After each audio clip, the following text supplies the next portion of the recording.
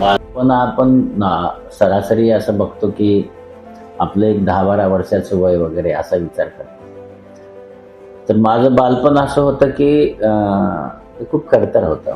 म्हणजे बालपणी फार कमी जमीन होती आणि आपण म्हणतो ना ते दारिद्र्य वगैरे सगळ्या गोष्टीतनं मी जात होतो. आणि त्यामुळे त्या काळामध्ये फार काही असं स्वप्न वगैरे काही बघितलं नव्हतं.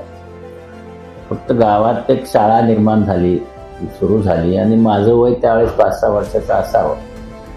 शिक्षकांना मुलं कमी पडले त्या शाळेमध्ये आणि म्हणून गावामध्ये त्यांनी सर्वे केला. त्याच्यात मी 5-6 वर्षाचा होतो आणि गावातले सरपंच आणि शिक्षक त्या दोघांनी वडिलांना सांगितलं त्याला शाळेत घाला.